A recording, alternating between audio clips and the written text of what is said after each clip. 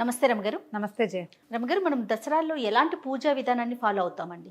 సాధారణ పూజ అంటే 2 పూట్ల దీపారాధన చేసుకోవటము, ఏదైనా చదువుకోవటము, అమ్మవారికి నైవేద్యం పెట్టుకోవటం. దీంతో పాటుగా విశేషంగా చేసేవి 9 రోజులు దీక్షగా ఉండేవాళ్ళు కొంతమంది ఉంటారు.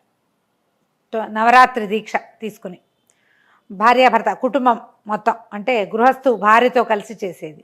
ఇప్పుడు మనకి ఎక్కువగా గృహస్థుల వ్యవహారం కాకుండా స్త్రీల వ్యవహారంగా కనపడుతోంది కదా మా పూజ. అవునండి, మారిపోయింది కదా. అంతే కదా, మగవాళ్ళు ఈ పూజలకి వాటికి దిగలేదనుకో, ఆడవాళ్ళకి దసరా చేసుకోవాలనిపిస్తుంది. స్త్రీలు ప్రత్యేకంగా చేసుకోగలిగేవి 2 ముఖ్యమైన విధానాలు చెప్తారు. ఒకటి కుమారి పూజ, రెండోది సువాసిని పూజ. ఈ 2 మన దారిని మనం చేసుకోవచ్చు. మొదటి రోజు నుంచి రోజుకొక బాలని లేదా ఒక సువాసిని అర్చన చేసుకోవచ్చు. ప్రతిరోజు అంటే మొదటి 1, 2, 3, 4, 9 దాకా ఉన్నాయి కదా. 2 సంవత్సరాలు నిండిన పిల్ల దగ్గర నుంచి 2 years నుంచి 9 ఏళ్ల వరకు ఇలా ఒక్కొక్క బాలాస్వరూపానికి ఒక్కొక్క పేరు కూడా ఉంది. ఇది ఇట్లా కుమారి పూజ. ఈ మన బెంగాల్ వైపు కన్యా పూజనం చేస్తారు. అక్కడ కన్యకలే వాళ్ళకి అమ్మవారి స్వరూపం. మనకి సువాసిని పూజ కూడా ఉంది. మనం ఏంటంటే సువాసిని అర్చన ప్రీత అని చెప్పుకుంటాం. సువాసినుల చేత అర్చింపబడ్డం అంటే అమ్మవారికి ఇష్టము. సువాసిని అర్చించినా కూడా ప్రీతి చెందుతుంది. 2 అర్థాలు చెప్పుకోవచ్చు దానికి. ఒక సువాసిని, ఒక ముత్తైదుని అమ్మవారిగా భావించి అమ్మవారిగానే ఆమెకి అర్చన చేసి, ఎట్లా షోడశోపచారాలు చేస్తాం అట్లా షోడశోపచారాలు చేసి నైవేద్యం పెట్టి పూజ చేసుకుని కాళ్ళ దండం పెట్టుకోవటం, ఆమెకు తాంబూలం ఇవ్వటం. అమ్మవారికి ఎట్లా చేస్తామో అదే. ఇది ఒక పద్ధతి మనం అలవాటు చేసుకోవచ్చు. దీంట్లో 9 రోజులు 9 మందికి చేయాలా అనేది ఒక ప్రశ్న ఉంటుంది. కుదిరిందా? ప్రతిరోజు ఒక బాలకి ఒక సువాసినికి చేసుకోవచ్చు. ఒక కుమారి ఒక సువాసిని, లేదా ఒకేసారి 9 మంది ఆడపిల్లల్ని 9 మంది సువాసినులని మనం ఒకే రోజు అర్చించుకోవచ్చు. వాళ్ళనో రోజు వీళ్ళనో రోజు కూడా పెట్టుకోవచ్చు. ఇవేం కుదరలేదు మనకి.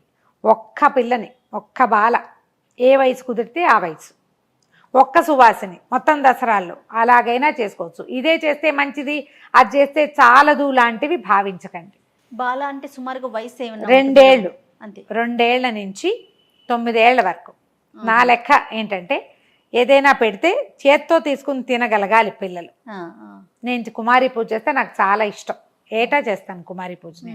మేము 2 ఏళ్ల 3 ఏళ్ల పిల్లలుగా పిలిచిన వాళ్ళు ఇప్పుడు 13, 14 ఏళ్ల వాళ్ళు అయిపోయారు. వాళ్ళని పిలవడాలి. ఆ 9 ఏళ్ళు వచ్చేసరికి ఇంకా మానేస్తాం కదా. అయితే దీంట్లో ఒక ప్రత్యేకత ఏం చెప్తారంటే, సువాసినులు అందరూ ఒకటే. సువాసినికి కుల విచక్షణ ఉన్నది అన్నది ఒక విషయం వినపడుతూ ఉంటుంది. ఒక ఏ జాతి వాళ్ళు వాళ్ళకే పూజన చేసుకోవడం అలా ఉన్నది.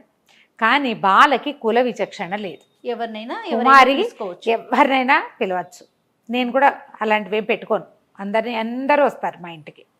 అందరూ ఎవరికి కుదిరితే వాళ్ళు పిల్లల వయసులు చూసుకుని వాళ్ళకి కావాల్సిన ఫ్రాకులో గౌన్లో కొనుక్కొచ్చుకుంటాను కూడా. ముందు ఎవరెవరికి పిల్లలు ఉన్నారో చూసుకోవటం. ఒక 3, 4 ఎక్స్ట్రా వచ్చినా పర్వాలేదు. కనీసం 9, ఆ పైన ఇంకా 3, 4, 5, 6 వచ్చిన సంవత్సరం కూడా ఉంది ఒక్కొక్కసారి.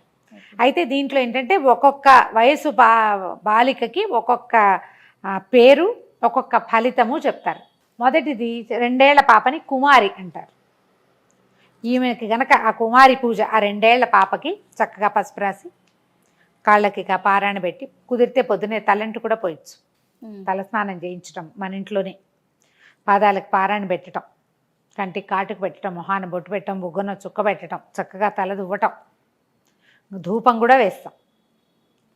కుదిరితే కాస్త ఏ గోరింటాకో పెట్టడం, చక్కగా అమ్మాయిని పీట మీద కుదురుగా కూర్చోబెట్టి బొట్టు తాంబూలము ఇచ్చి భోజనం పెట్టడం. పిల్లలు తినగలిగే పదార్థాలు పెట్టాలని చెప్తారు. పిల్లలు సాధారణంగా అందరికీ పులిహార్లు అవి ఇష్టం, ఏవి కుదిరితే అవి, అంతే. 2 ఏళ్ల పిల్లని కుమారి అంటారు, 3 ఏళ్ల పిల్లని త్రిమూర్తి అంటారు. 2 ఏళ్ల పిల్లని కనుక ఆ కుమారి పూజ కనుక చేస్తే దారిద్ర్యం తొలుగుతుంది, శత్రునాశనం అవుతుందట. 3 ఏళ్ల పిల్లని కనుక 3 ఏళ్ల పిల్ల ఈ త్రిమూర్తికి కనుక పూజ చేస్తే ఆయుర్వృద్ధి. ఏదైనా మనకి ఆయుష్ అనారోగ్యం ఉంది, ఆయుష్ తక్కువ అని అనిపిస్తుంది, ఏదైనా మనకి గ్రహపీడలు ఉన్నాయి, వాటి వల్ల మారకం ఉంది అని చెప్తారు. అలాంటి వాళ్ళు ఈ 3 సంవత్సరాల బాలికని అమ్మవారిగా భావించి, త్రిపుర సుందరిగా భావించి పూజ చేస్తే కనుక ఆయుష్ వృద్ధి అవుతుందంటారు. 4 ఏళ్ల పాపని కళ్యాణి అంటాం. ఆ పాపని కనుక పూజిస్తే విద్య, వినయము, రాజభోగాలు లభిస్తాయి. 5 ఏళ్ల పాపని రోహిణి అంటారు. ఈ రోహిణిని గనక అర్చిస్తే 5 years పాప ఆమెను అర్చిస్తే రోగనాశనం, ఏదైనా అనారోగ్యంతో ఉన్నవాళ్ళు, తరచుగా జబ్బు పాలయ్యేవాళ్ళు ఈ 5 సంవత్సరాల పాపను కనుక అర్చిస్తే ఈ రోగనాశనం జరుగుతుంది, జబ్బులు తగ్గిపోతాయట. ఇలాంటిది ఉందా అంటే మనకి ఇవన్నీ కూడా దేవి భాగవతంలో చెప్పబడ్డాయి జయం. వివరంగా ఈ వయసు పిల్లని అర్చిస్తే ఇది వస్తుంది అని. వాళ్ళు ఈ 10 ఏళ్ళ 9-10 ఏళ్ళ దాకా పిల్లలకి ఏం ప్రపంచం తెలియదు. దైవిక శక్తి వాళ్ళల్లో కూడు కట్టుకుని ఉంటుంది. పిల్లలు దైవ స్వరూపులుగా ఉంటారు. వయసు పెరిగే కొందికి మానవ లక్షణాలు వచ్చేస్తాయి. అదే కదా, ఆ లోపల ఎట్లా ఉంటారు వాళ్ళల్లో ఆ రకమైన దైవీ భావనలు ఉంటాయి. కాబట్టి వీళ్ళని అర్చిస్తే ఈ ఫలితం. 6 ఏళ్ల పాపని కాళిక అంటారు. పూర్తిగా శత్రు సంహారం చేస్తుంది. మనకి ఎలాంటి శత్రువులు ఉన్నా, ఇప్పుడు మళ్ళీ శత్రువులు అంటే వాడెవడో మన మీద కత్తి దూసుకొచ్చేవాడే శత్రువు అనుకోవద్దు. మన లోపల కూడా అరిషడ్ వర్గం ఉంటుంది. ఎప్పుడు కూడా కామక్రోధ లోభమోహ మదమాత్సర్యాలు, వాటితో బాధపడుతూ ఉంటాం మనం. పిచ్చి కోపం, దాన్ని ఎట్లా తగ్గించుకోవాలో తెలియదు. ఈ కాళికని పూజిస్తే అది తగ్గిపోతుంది. ఓకే, ఎంత చక్కగా ఉందో చూడు. తర్వాత 7 ఏళ్ల పాపని చండి అంటారు. చండిక, ఈమె పూర్తిగా ఐశ్వర్యాన్ని ఇస్తుందట. 7 ఏళ్ల పిల్లని పాపాయిని, మళ్ళీ ఇది మనవరాలు కూడా కావచ్చు. మన మన అమ్మాయికి కూతురు కొడుకు కూతురు కూడా పనికొస్తారు. సొంత పిల్లలకి కూడా అర్చన చేసుకోవచ్చు. మన పిల్ల పనికిరాదు అన్న నియమం లేదు ఇక్కడ. మన ఇంట్లో చిటిపాప అయితే దాన్ని కూడా పసుపు రాసి ఈ పాదాలు బట్టి దండం పెట్టుకోవచ్చు మనం. ఈ రోజు ఈ 10 రోజుల్లో మనం ఏ రోజు ఈ పాపకి కేటాయించుకున్నామో ఆ రోజుకి. 8 ఏళ్ల పాపని శాంభవి అంటారు. ఈమెకి ఏంటంటే మనం సంవత్సరం అంతా చేసిన ఉపాసన ఉంటుంది కదా, దానికి ఫలితాన్ని ఇస్తుంది. ఏడాదంతా మనం ఏదో పూజ చేసుకుంటాం. ఉగ్ర తపస్సుకి ఫలితం ఇచ్చేది శాంభవి మాత. ఈ శాంభవి వయసులో 8 ఏళ్ల వయసులో ఉన్న పిల్లల్ని కనుక అర్చిస్తే సంవత్సర ఉపాసన ఫలితాన్ని మనం పొందగలుగుతాం. ఇక చివరిది 9 ఏళ్ల పాప దుర్గా లేదా సుభద్ర అంటారు. కోరిన కోరికలు తీరుతాయి. వాంఛితార్థప్రదాయిని దుర్గా. సుభద్ర అన్నా కూడా ఇంచుమించు అలాంటి పేరే. ఈ 2 పేర్లలో ఏదో ఒక పేరు చెప్తారు. ఇలా 2 నుంచి 9 ఏళ్ల వరకు ఉన్న పిల్లల్లో ఏ వయసు పిల్లలు కుదిరితే ఆ వయసు పిల్లలు. కరెక్ట్గా ఈ మొత్తం అంతా లైన్ అంతా కావాలని భావించద్దు. ఎవరు కుదిరితే వాళ్ళు, అది ఏ వయసు పాప మీకు అవకాశం లభిస్తే ఆ పాపనికి సంతోష పెట్టండి. బలవంతం కాదు. ఏది తింటారో అది కనుక్కుని పెట్టాలి, వాళ్ళకి నచ్చేది. ఓ పిల్ల లాస్ట్ టైం ఐస్ క్రీమే తింటానని నేర్చింది మా ఇంట్లో. దానికి ఎలాగోలాగా ఇంత పులిహార పెట్టి ఐస్ క్రీమ్ పెట్టాం చివరికి.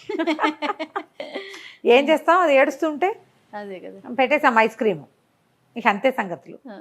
కుమారి పూజ చేయండి. ఒక్క పాపాయినైనా సరే ఈ దసరాల్లో అర్చన చేసుకోవచ్చు.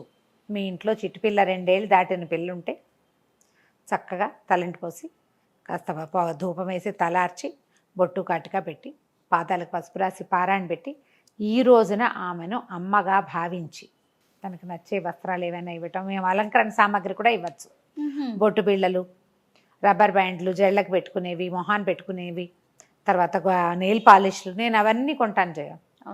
కాటుక, బొట్టు కాటుక అవన్నీ కొంటాను. తర్వాత గోరింటాకులు, ఇంకా ఏవేవి అలంకరణ సామాగ్రి, బాలిక అలంకరణకి ఎన్ని సామాన్లు ఉపయోగపడతాయో అవన్నీ కూడా ఆ పిల్లలకి మనం ఇవ్వచ్చు. ఇలా మనం కుమారి పూజ చేసుకోవచ్చు. ఏ అలవాటు చేసుకుంటే ఎవ్రీ ఇయర్ చేసుకోవచ్చు. అంతే. మన అర్చనలో రకరకాల చేస్తాం కదా, అందులో భాగంగా ఇది కూడా చేసుకోవచ్చు. అవకాశాన్ని బట్టి ప్రయత్నం చేసుకోండి. ఒకవేళ సువాసిని పూజ అంటే మన ఇంట్లో మన అత్తగారు. ఇందులో ఒక నియమం చెప్పాలమ్మా. సువాసిని పూజ చేసుకునేవాళ్ళు బయట తాంబూలాలు ఇచ్చేటప్పుడు ఇంట్లో ఉన్న అత్తగారికి మొదటి తాంబూలం ఇవ్వాలి, లేదా చివరి తాంబూలమైన.